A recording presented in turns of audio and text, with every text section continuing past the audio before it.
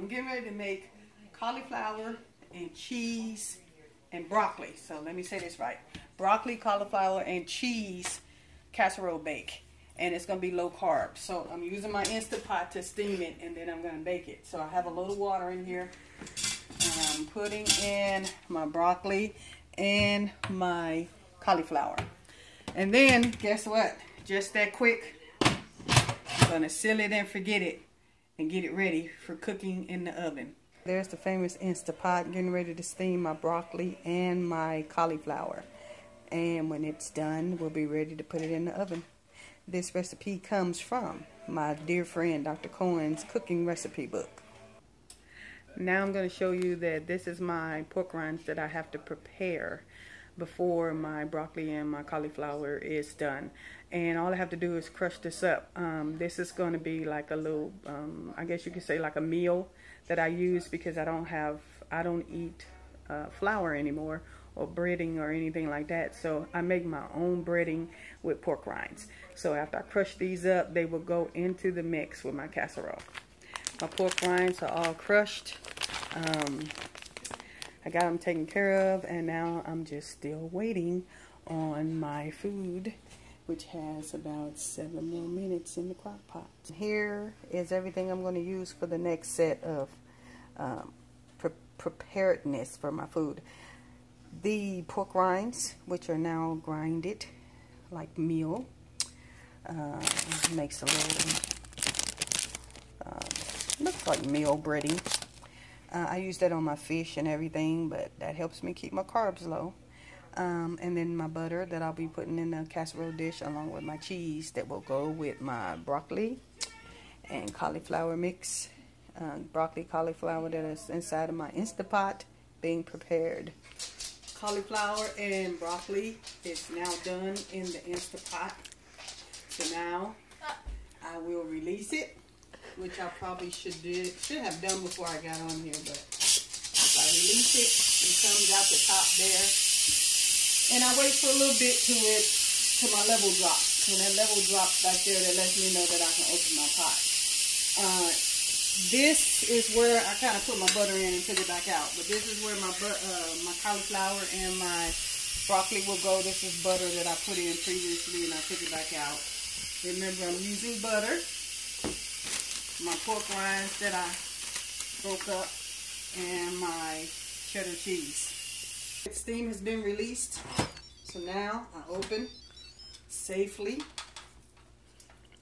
And again, I forget that I can stick this here. Okay.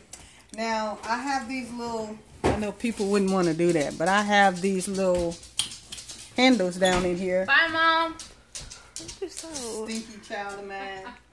That it doesn't bother me to grab these. So I'm going to grab these. You gonna drop it, Mom? And carry it over to my pot.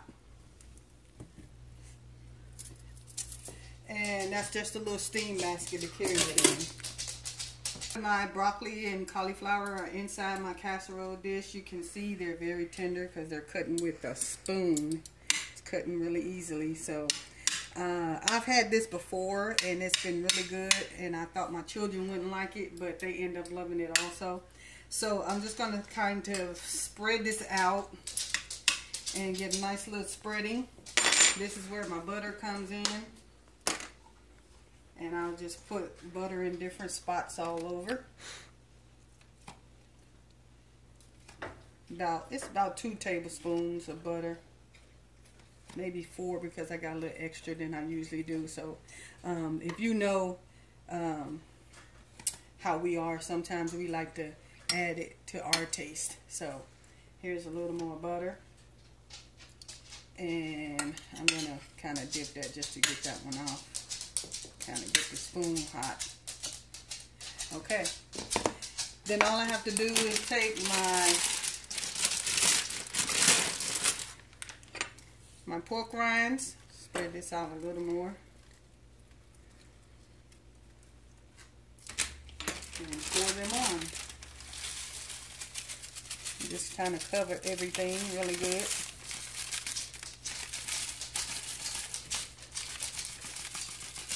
Give it a nice little breading coating.